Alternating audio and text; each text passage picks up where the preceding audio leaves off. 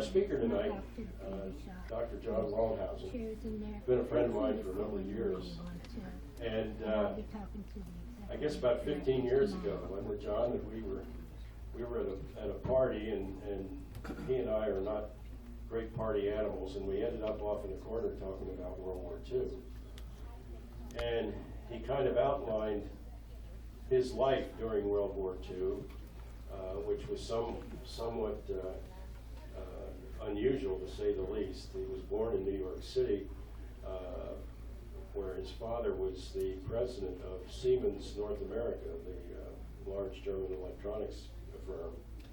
And anyway, when the war started, he went back to Germany, and John spent the whole war there. And he had some interesting experiences during the war. And John, I'm not going to steal your thunder, but he brought 4 books with him. He's willing to sell them. They're $25 a piece, and the money that he takes in is going to a charity. And he wants me to pass the books around while he's speaking so you can look at them. What the other item up here that he has, which I think you'll get a kick out of taking a look at, his grandfather was a general in the Kaiser's army in World War I.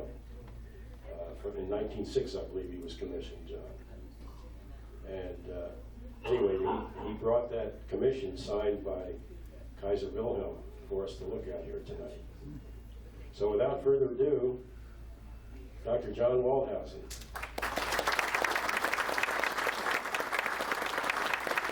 And I should say, retired head of surgery at the Penn State Hershey Medical Center.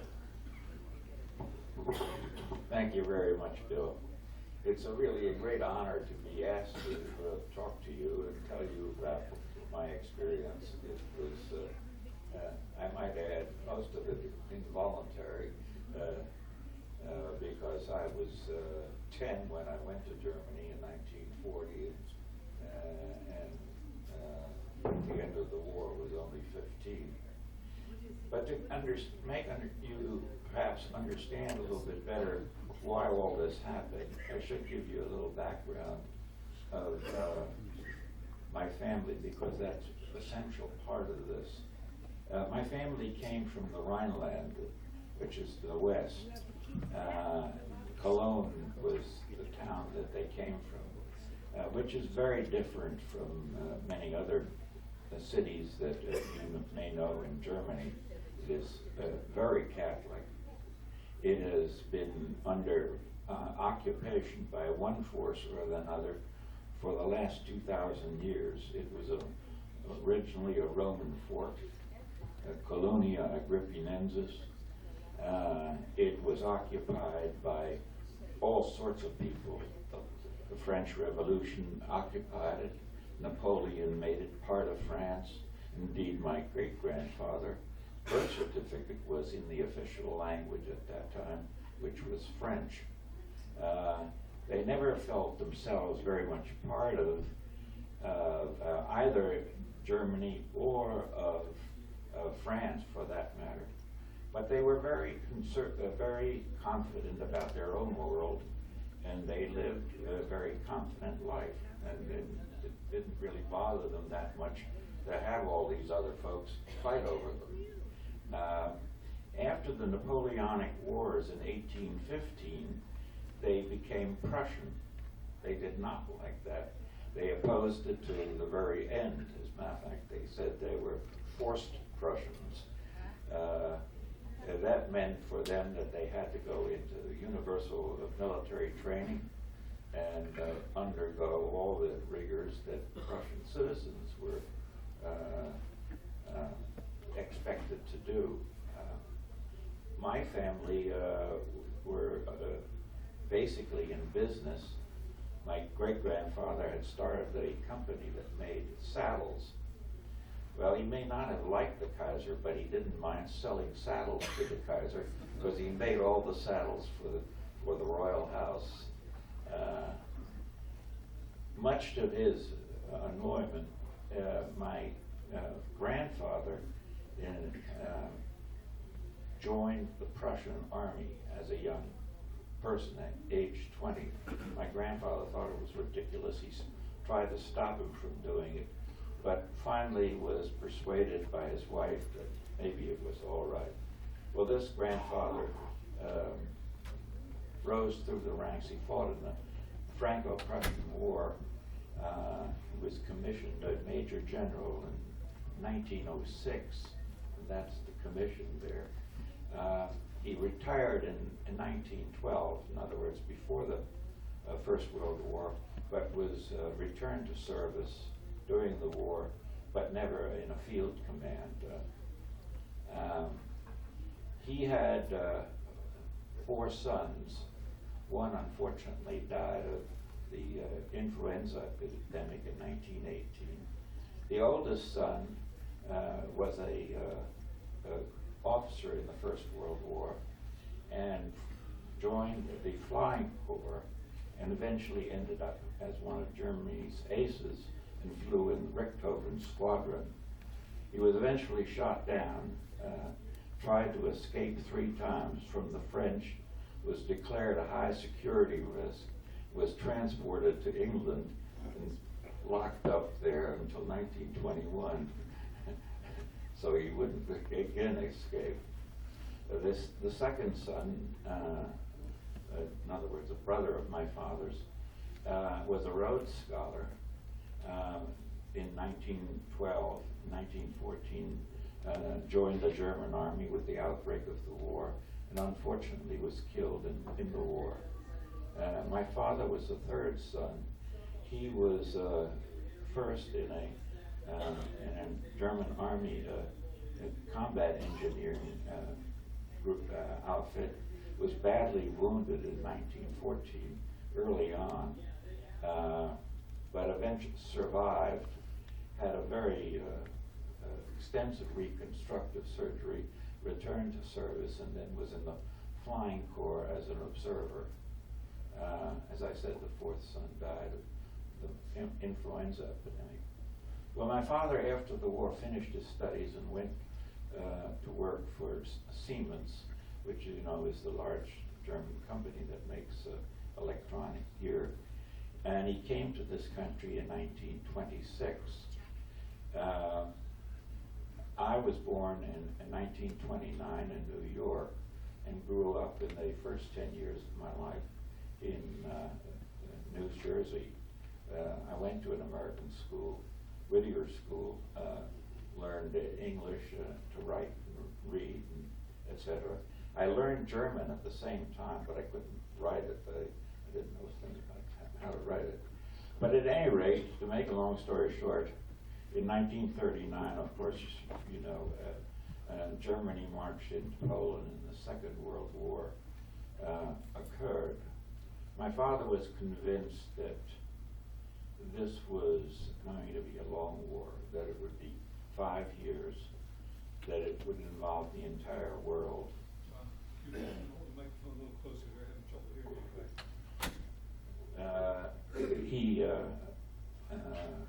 came to the conclusion that the war would be a long one, it would last 5 years, that it would be to Germany's detriment, that Germany would lose the war, primarily because he understood American productivity and industry and knew that if America got into the war, which he assumed it would, Germany literally could not keep up. He, by the way, told the ruling folks that on one occasions, but they didn't want to listen. Well, he decided he would go back to Germany, however, and in part it was a difficult decision for him, I'm sure.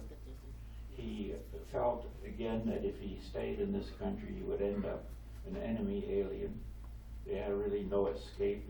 He thought about going to Mexico, but then that was probably going to be in the war. And not only, you have to then remember, his father was a general. My father was also a lieutenant in the First World War. He had the Iron Cross First Class. Many of his uncles had been in German government before the First World War and during the Weimar Republic, none of them were involved with Hitler. As a matter of fact, were pretty anti-Hitler and had been frequently kicked out of government by Hitler. Well, any rate, to make a long story short, we went first to cross the United States, to cross the Pacific to Japan. Now, why did we do that? The Atlantic was totally blocked by the British fleet. They were interested in stopping all the ships going to England that could have German sailors on board. They wanted to get all the crews from the German vessels that had been stopped someplace here in the Americas, either North or South America. They were not doing that yet in the Pacific. So we went to San Francisco. We decided then that we would split up because, again, the British were stopping ships. They were starting to stop ships for German crews. And it was felt that if my sister went with my mother and I with my father separately, it would be hard to take a parent away from a single child who was an American citizen. Well, we got to Tokyo, then went on to Korea, Busan. Some of you may have been there in uniform. On up to Mukden, to Peking, Beijing. Then eventually we went on up into Russia, Harbin, took the Siberian Express through Russia all the way to Moscow, and from Moscow then to Berlin. In all, the trip took 3.5 months.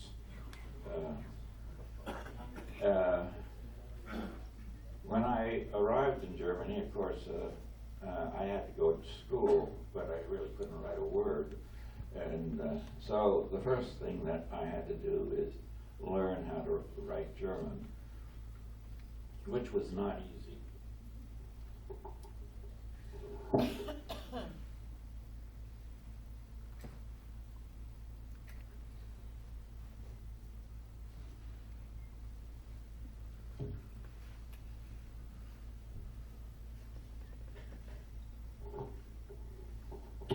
But with private lessons, etc., I finally learned it and entered school. I still did very poorly. I'd send in my papers.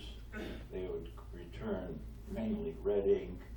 And I had a very nice teacher who said to me, Waldhousen, much improved, but still F. I was pretty much a kid that was sort of left out in the world. In this country, grew up, it was the animosity towards Germany was growing, and I was, as kids can be, the Nazis, even though I had very little to do with them, didn't even know what they were. And in Germany, I was the Chicago gangster. And but I got along reasonably well, and then I entered the German, what is called Deutsches Jungvolk, which is the youngest group in the Hitler Youth. It was sort of like the Cub Scouts, and it was, to be very honest, very good for me. I was put together with a bunch of boys. I had to sort of learn things. I had to be part of the whole thing, and I did very well. You can ask, were we trained militarily? Yes, in many ways we were. Although we were, the indoctrination, well, what can you do with 12-year-olds? You don't indoctrinate them that well. It was more fun, to be honest with you. The only time it got serious was in 1943 in January. I was asked to go to a Hitler Youth Leadership School, and I went to this place, and that was sort of like going through basic training in the Marine Corps.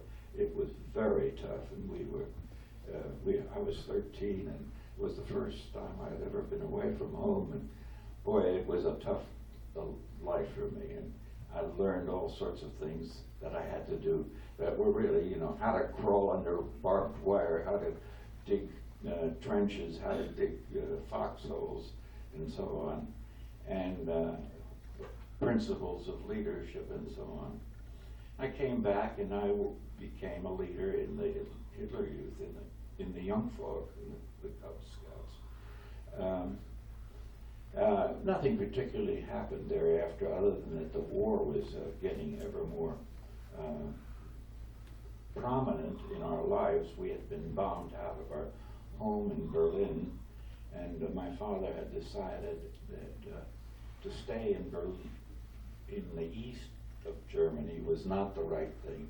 He said we should go west, because when the country is defeated, the east will be Soviet occupation, and the west will be either U.S. or British occupation.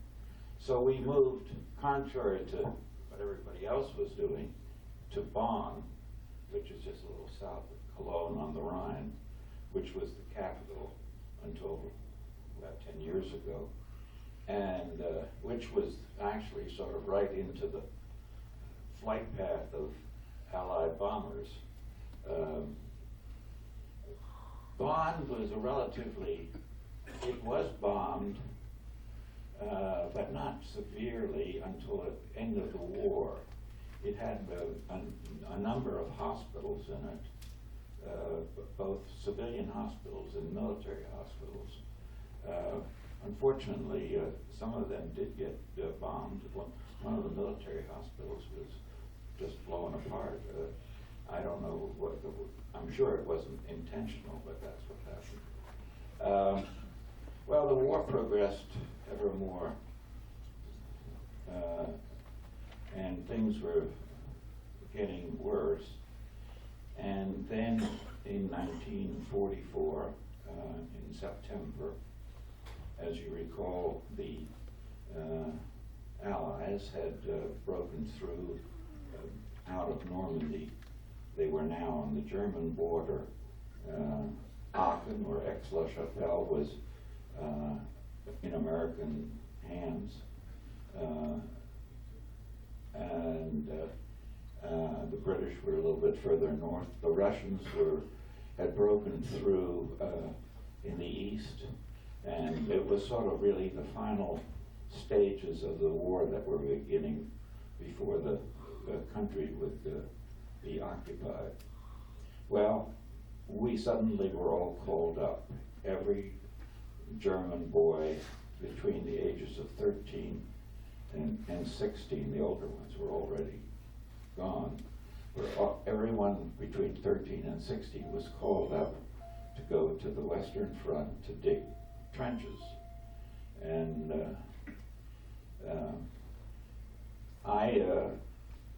this is maybe hard for you to understand, but I wanted to go.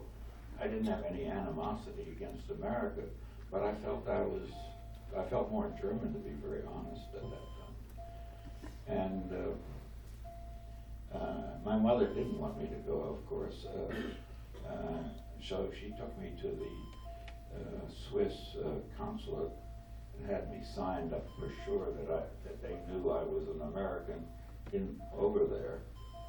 Now, the Germans didn't consider me an American because I had German parents. They considered me German, and I was subject to German laws. The United States considered me an American because I was born here. Well, at any rate, I went to the Western Front. First we went up there in the area of Erkelenz, and this is also between Aachen and Cologne and that area. And we dug trenches and foxholes. We were under constant attack by primarily U.S. fighter planes strafing us. I was very lucky in that I was never caught directly, personally, in such a thing, although we were pretty agile. We knew how to escape. The moment, we always had somebody watching. You never were without somebody checking the sky for planes. The moment you saw a plane, everybody went into undercover. And so we were never visible, really. And I was 15, I guess. 15-year-old kids are pretty fast and pretty agile. They can really. We got close to artillery fire. We could see it. We saw bomb runs and so on. Although we never were directly in the fire of the artillery, we could just see it on the horizon. We could hear it all the time. Later on, we went further south to the place where the Battle of the Bulge began, and we were located there for a while. And just north of that is the Hürtgen Forest that some of you may have heard of and been in. Well, we would. You could read a newspaper at midnight from all the lit up sky from the artillery fire that was going on up there. We were there one night when there was a tremendous amount of noise going on outside, and we weren't quite sure what it was. And matter of fact, I remember going to the window and looking out. We were sort of in a barn that we were camped in. And there were huge German tanks, Tiger tanks, moving west. It was the build-up of the Battle of the Bulge. That took place the next 2 or 3 nights. Every night the noise would come on and tanks would roll through. Daytime there was nothing visible. It was all quiet. And then suddenly we were given orders to march east at nighttime. So we marched single file, must have been about 100 of us boys, on the road east while the German panzers moved west into the battle. And I got home in Bonn, all right, and I'll stop there for a moment and go back. I was under constant pressure, we all were, to sign up. We were only 15, but they wanted us because we were all in what's called a gymnasium, the upper school, the high school, if you wish, which was a preparatory school for the university. And they were surely lacking officers, and they wanted us.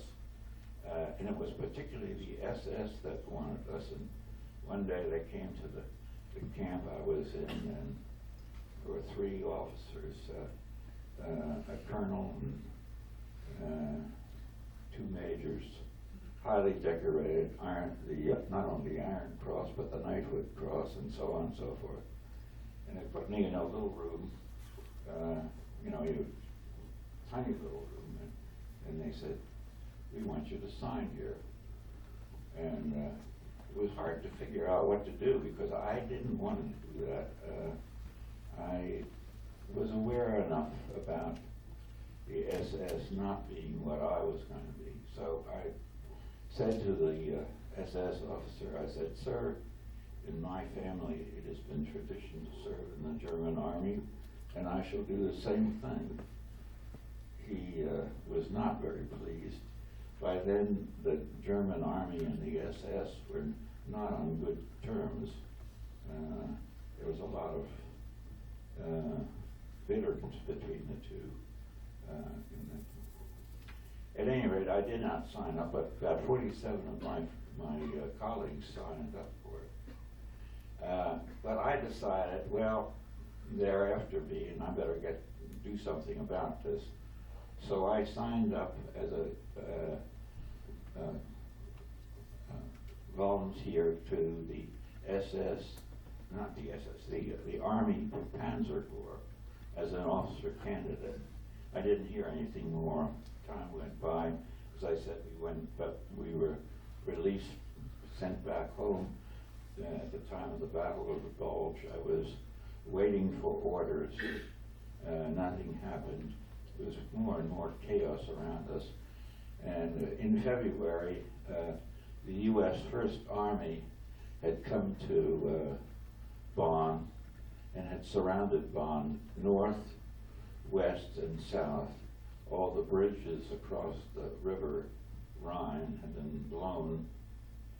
And at 10 a.m. in the most ordinary way, the mailman came and handed me a letter, which I opened and which said, by order of the Führer Adolf Hitler, I am to appear at the officer candidate school in Bad Tölz, Bavaria, Germany. Well, by the way, there's constant artillery fire going around us, not into the city, but over the city. Well, I came to the conclusion that there was no way I really could safely go other than maybe by a rowboat across the river. And I was very upset, but I said, I'm not going.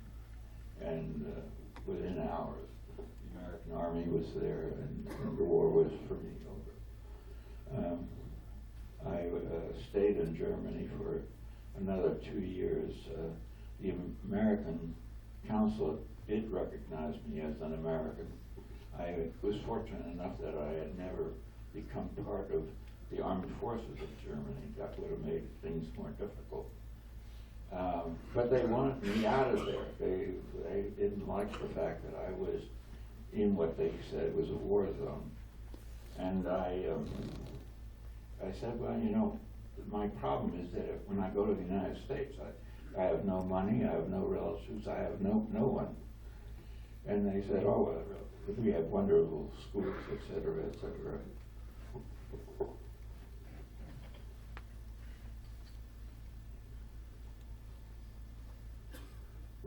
But I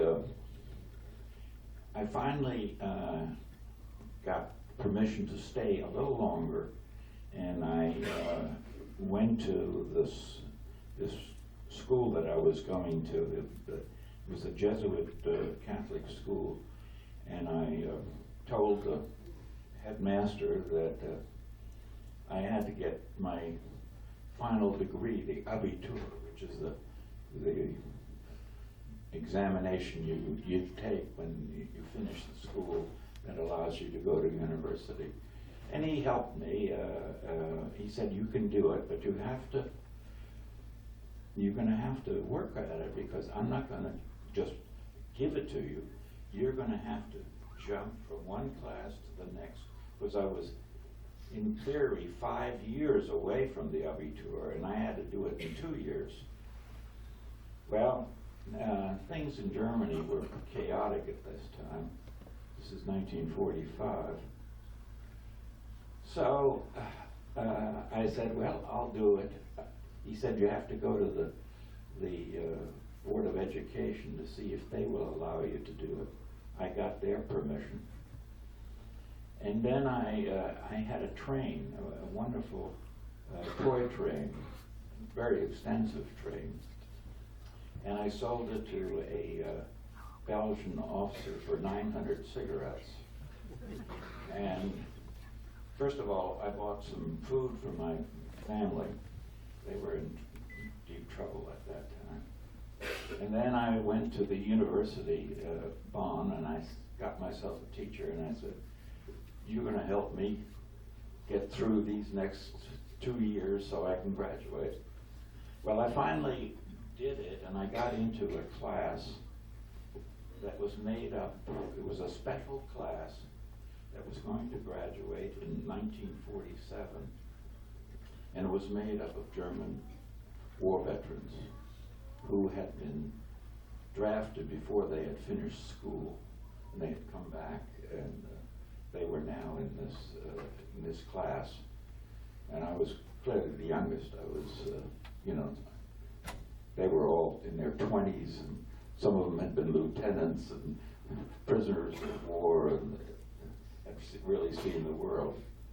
But I did graduate with them. And then I came to the United States in August of 1947. I came over on the USS Marine Flasher, which was a C-4 transport. I landed in New York.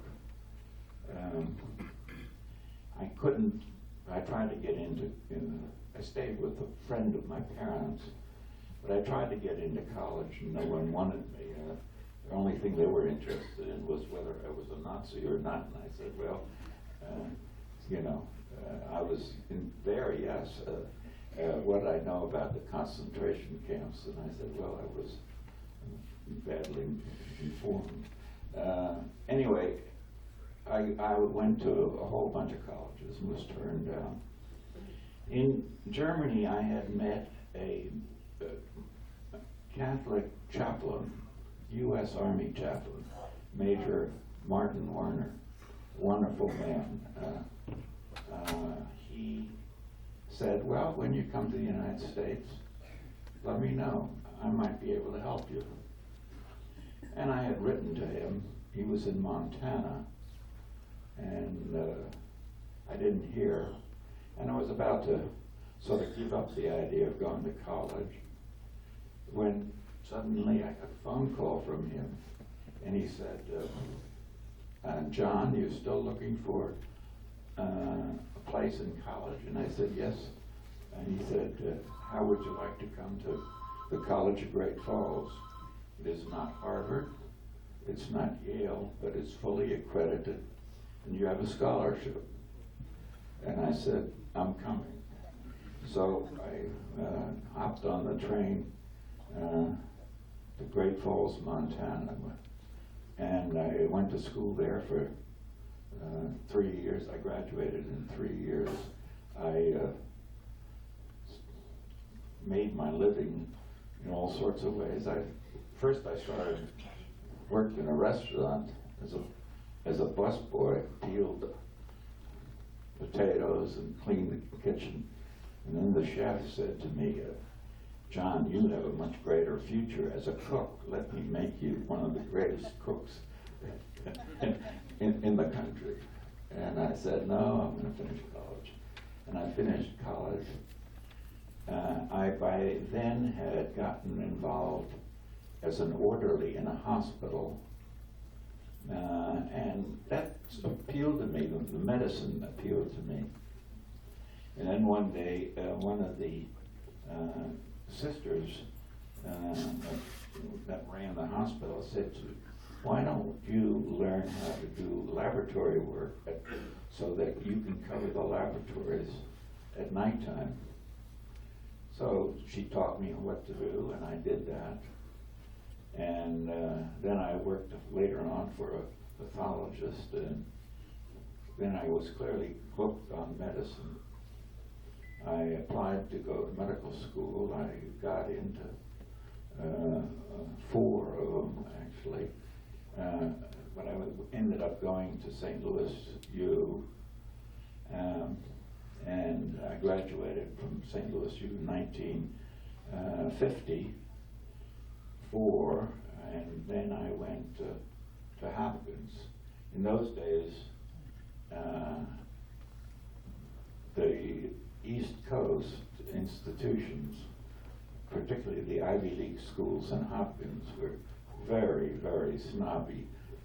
They only took people who were from their own schools. I was the first to ever go to Hopkins from St. Louis U. But I was an intern there and then a resident. And then I was sent to the National Institutes of Health. By this time, the U.S. Army was after me. They wanted me to enlist. And so Dr. Blaylock, who was a very famous surgeon and the chief of surgery at Hopkins, sent me to the NIH, National Institutes of Health, which was service time. At that time, the service wasn't bad. There wasn't anything, there were no wars going on. This is 1957. You know, there was really, everything was pretty quiet. But it was also not exactly furthering your career if you went into the Army. It was, a lot of people did and had a good time, but any rate. So I went to the NIH. I want you to know I'm a lieutenant commander in the United States Public Health Service, which in time of war is part of the U.S. Navy. And after Hopkins, I went to Penn, and then I went, for a while I was at Indiana, then back to Penn, and in 1969 I came here as the founding chair of the Department of Surgery at Penn State. So that, in brief, is the story. Now it's detailed in the books that's being passed around, and and you can see some of the pictures in there. But I'm open to any questions you have. We have some questions for John. Yes, sir, right back there. Before I ask the questions, I'd like to have every World War II veteran stand up. If you have crutches, lean on your crutches. Stand up. I think we should honor all of you.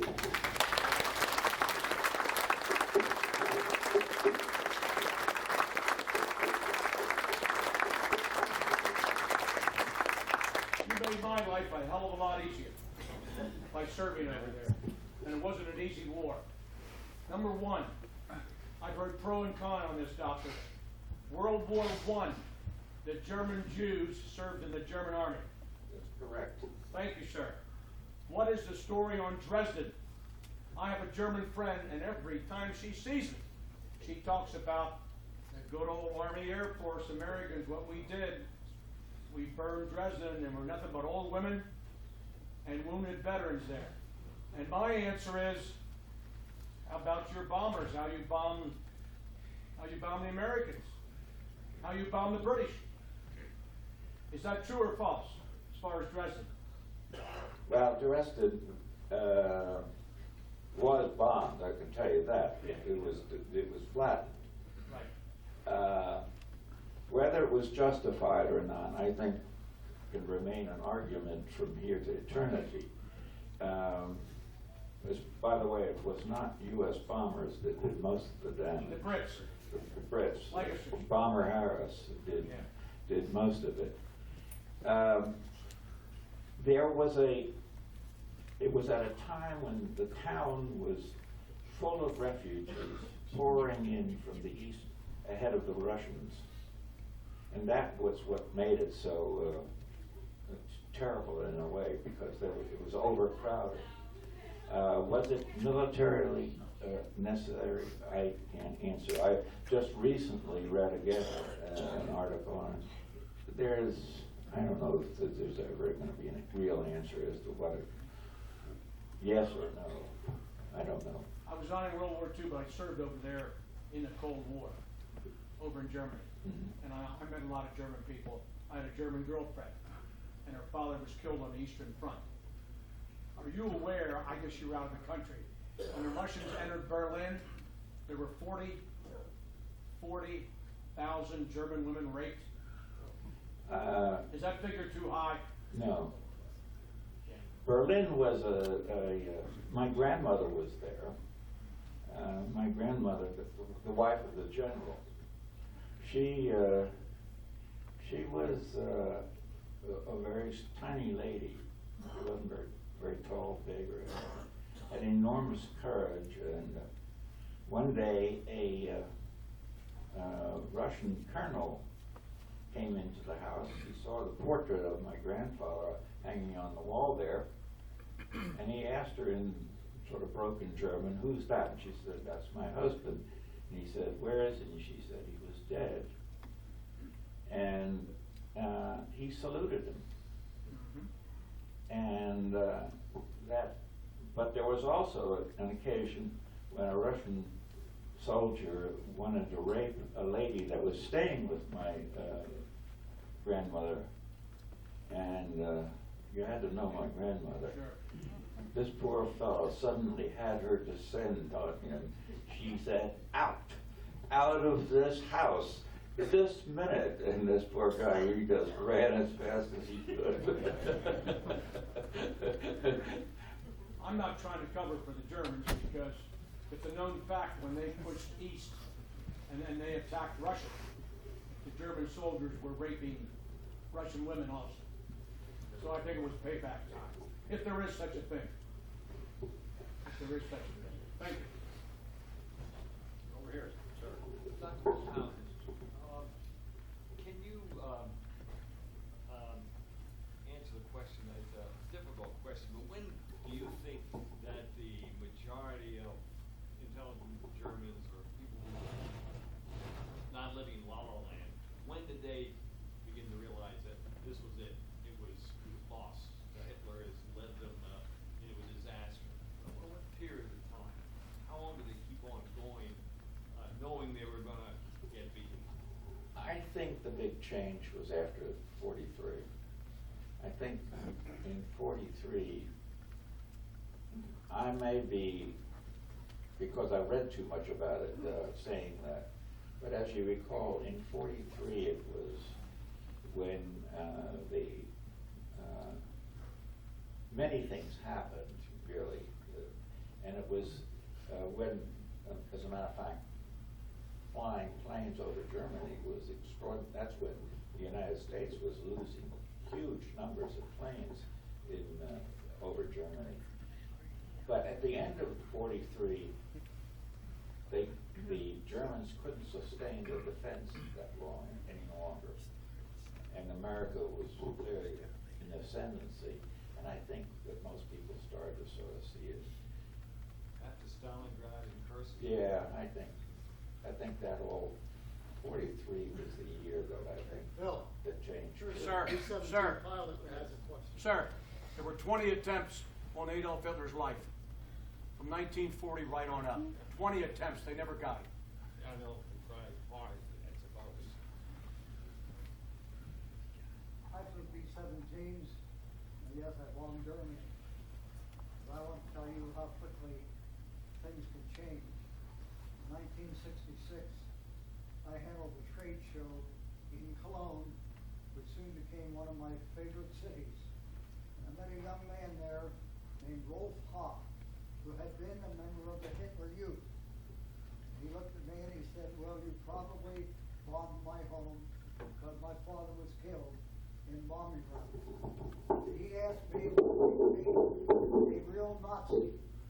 He took me down to an apartment over at bar, and the man looked like Mr. Clean. And he explained to me ahead of time, he speaks English, but he won't speak English with you. And he introduced me, and never shook hands with me. He looked at me, the swastika was on the wall. He showed me his scrapbook. He had been a chauffeur for Adolf Hitler. This was in 1966. He was still fighting the war. But in 1975, I met a doctor named John Waldhousen at the Hershey Medical Center and watched him perform surgery on a 2-month-old baby who had a leak in a heart valve, and he permitted me to stand in his operating room, and he gave me a play-by-play description, and I saluted him, and I've used him as an example for many good things ever since then. So war memories are gone with me, and I'm so happy to see you here again tonight. Thank you.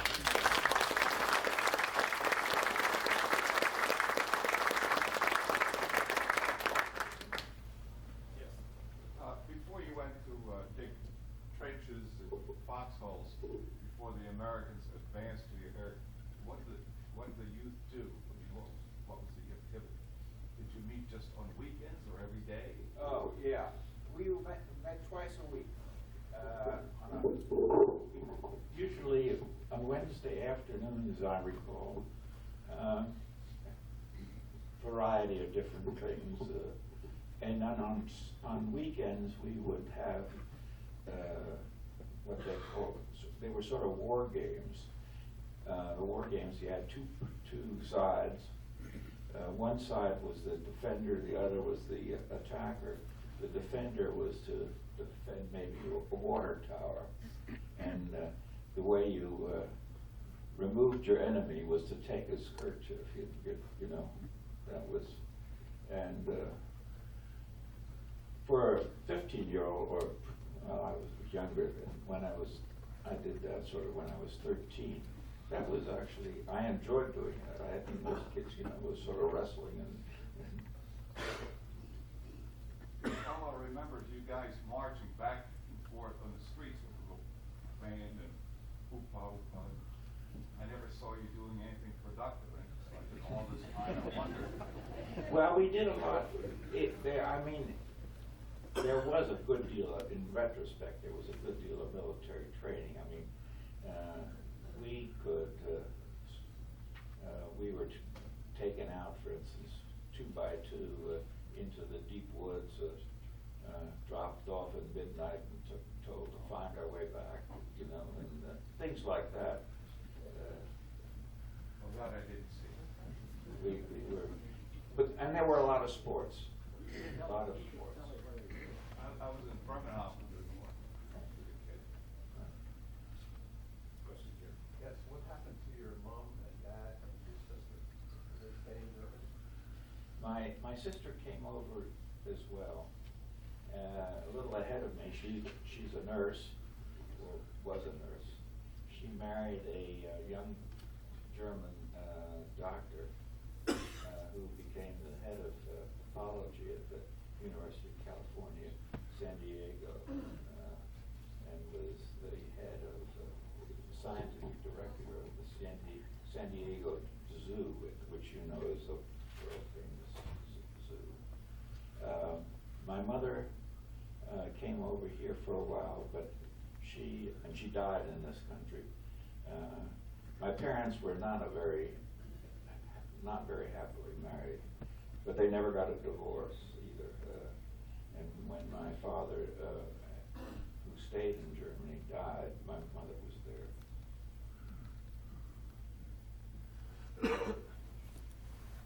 When you were in Bonn, you said that's when the Americans first came to Bonn, Yeah. to what, say, 15 years old?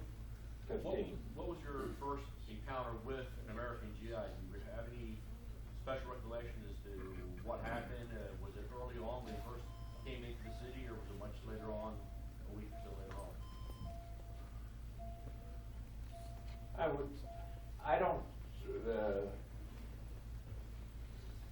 I can't really totally remember, but I don't remember running out and greeting them. I just, my mother was very instrumental in dealing with the Army. The U.S. Army had a real problem when it got to Bonn. It didn't know how to, you know, the civilian administration was going to be brought back in, but they didn't know how to talk to each other, the American Army and the German civilians that were not Nazis.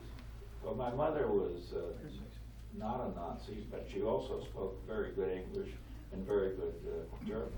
And she was, for quite a while, the official interpreter between the German government and institutions and the United States government.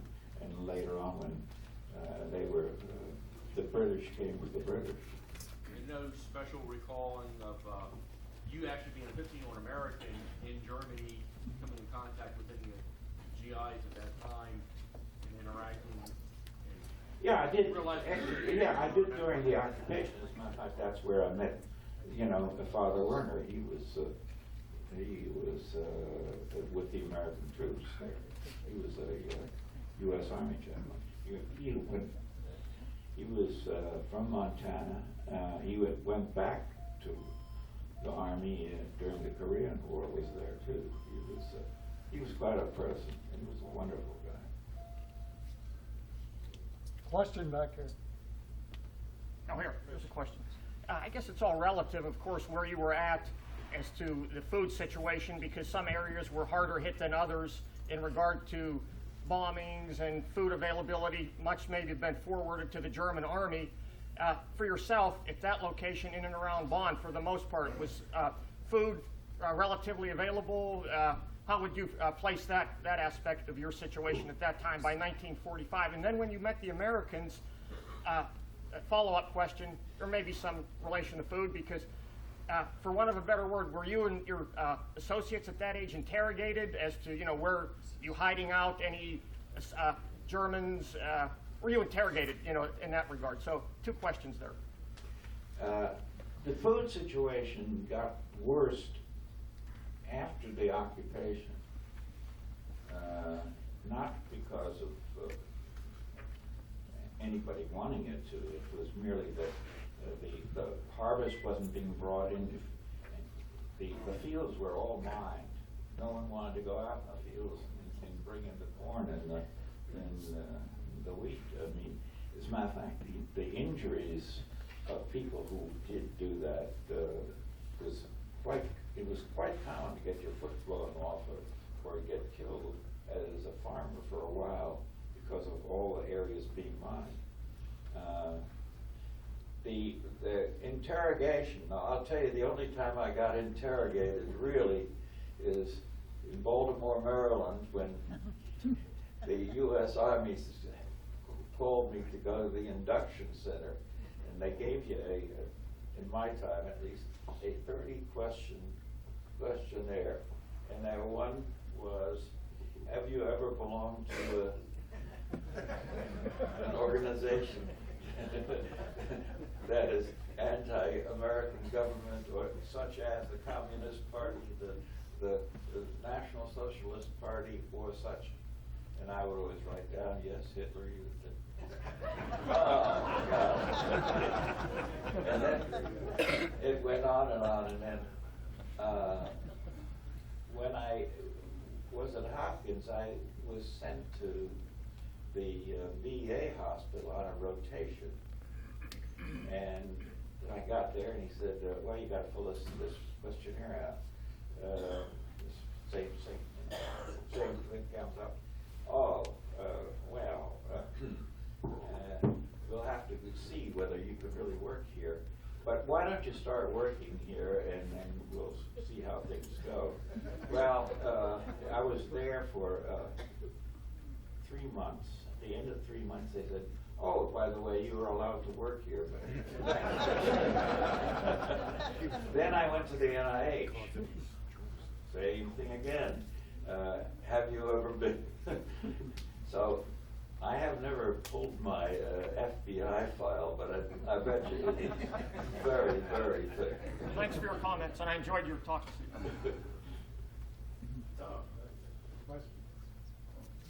Doctor, I'm a Penn State graduate, and I don't know if you were aware of this, but Penn State used to have a study abroad program at the University of Cologne. Yes, I do know that. The first time. I spent 24 years with the military, and but that was where I got my first cultural exposure. And I've had the opportunity to talk with many Germans that were experienced the Third Reich, all the way from ones that had been in resistance to ones that were unrepentant Nazis, including my father-in-law, who joined the SA in Berlin in 1930. So he was an interesting character. He wanted to talk to me at first. My wife would not take me there to meet with him, but I went anyway, sat down and wanted to meet this gentleman, who would eventually be my father and my son's maternal grandfather. But my question to you is, the Nazis understood very well, you get the youth and you indoctrinate them, and you bring them under control. That was the whole purpose of the Deutsche Jugendvolk, the Hitlerjugend. Now the ones that I have met, somebody that come out of, Germans that come out of a strong religious family, particularly the Catholics, or had some type of foreign exposure. These were the ones that, when they were going through this process, it was their family generally that would help them question what was going on. Now you arrived already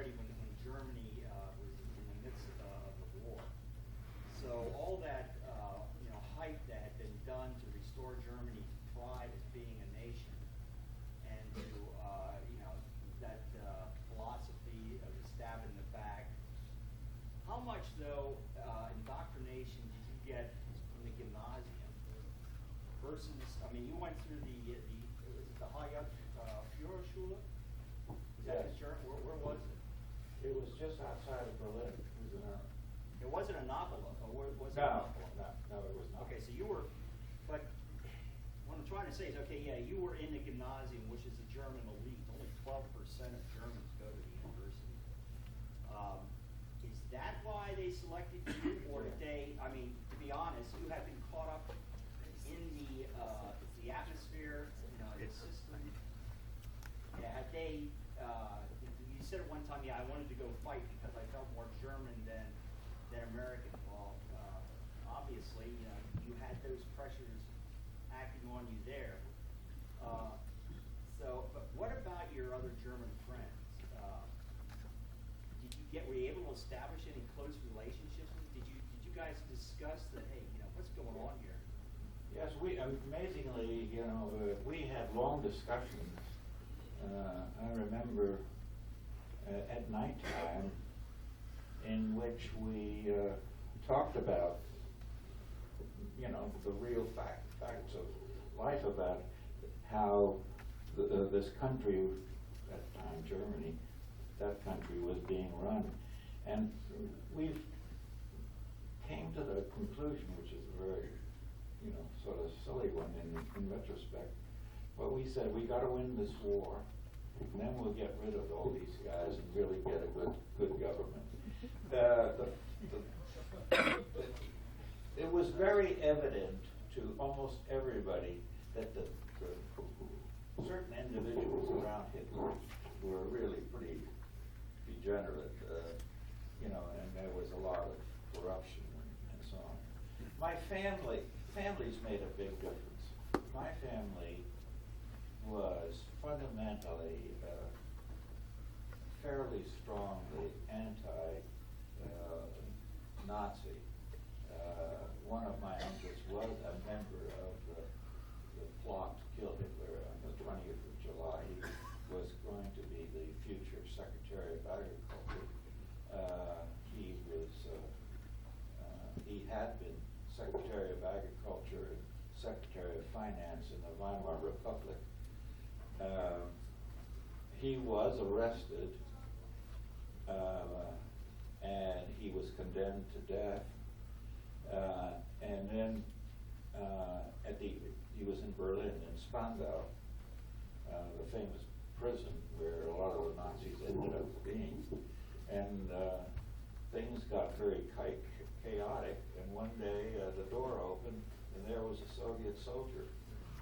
And he was released by the Russians, but he was then told that they wanted him to participate in the unified government of East Germany.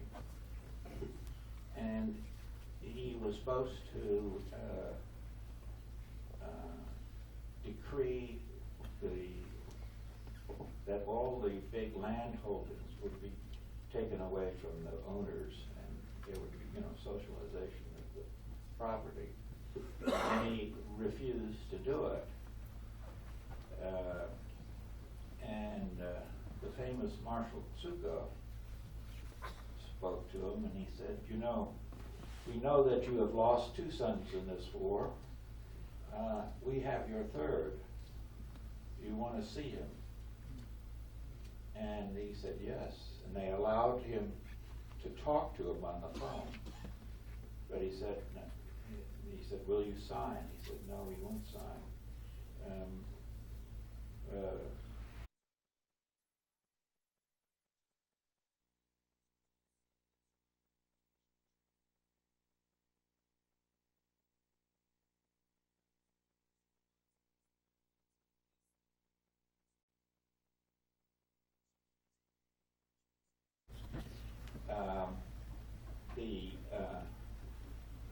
So you really,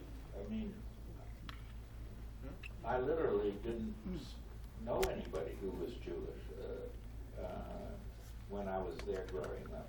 I found out about some of them, that I had relatives that were Jewish, but they also had left, they weren't there anymore. Did you have to do an Anentafel? Because if they Oh, were- yeah, everybody had to have it. You had to have a show that you were It's your family tree back back to about your, 4 generations, yeah, early 1700s. You had to prove you had no Jewish blood. And then they would classify you according to whether it was. the question of why what do the Germans as a whole think of the Jews is, of course, one of the most discussed issues ever since, and I've been target of it fairly. I had one professor at Harvard once to say to me, Waldhousen, what do you know about those concentration camps? And I said, sir, I really didn't know that much. I was 15 when the war ended, and he said, well, you're just like every other German. But I think there is a good explanation. I think they did know more than they would let on.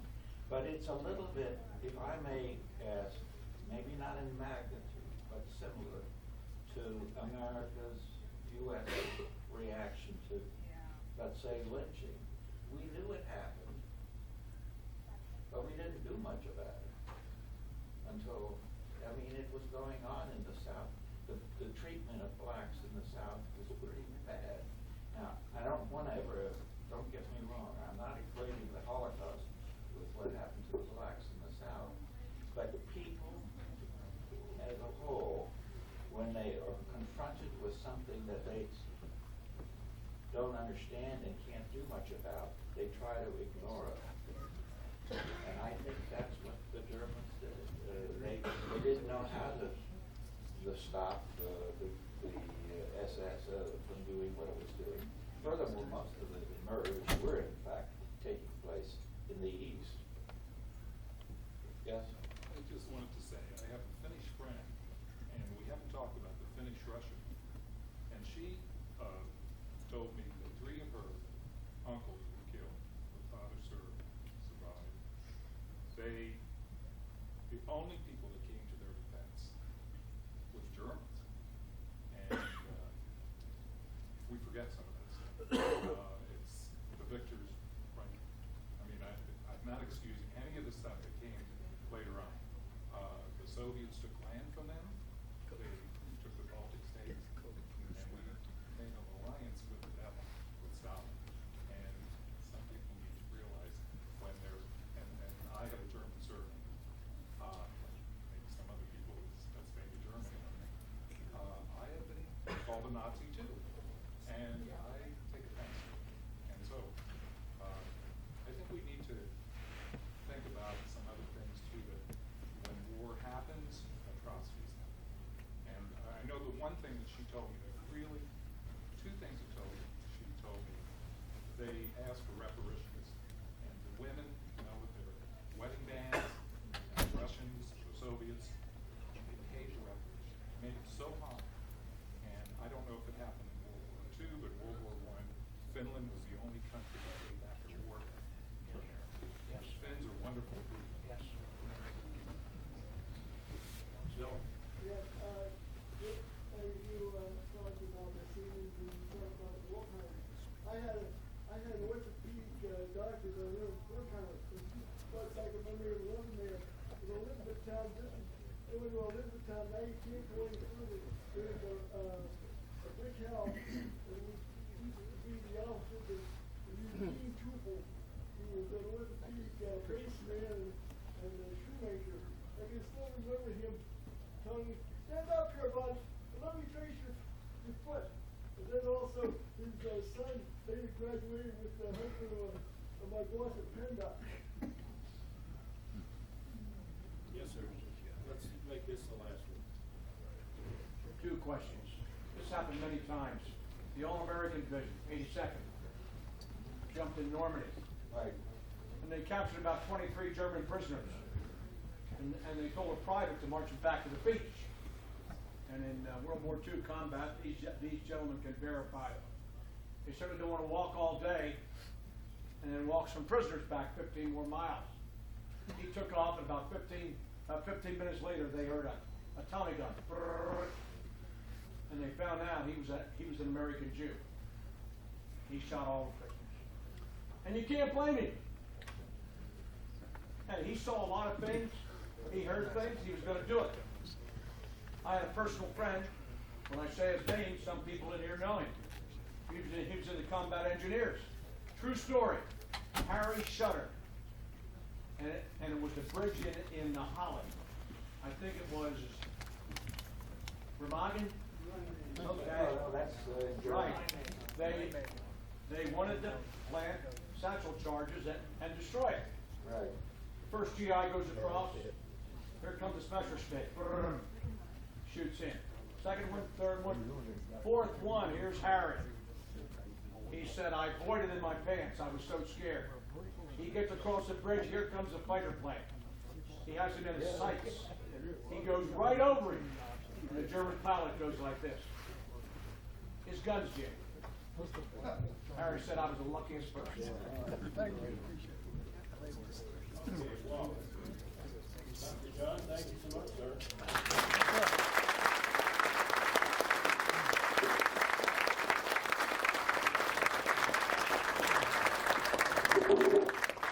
We have some refreshments over here. If the fellows in the back room haven't eaten them already.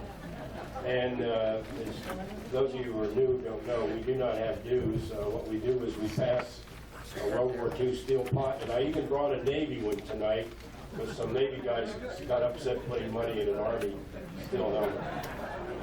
So anyway, that's how we take care of the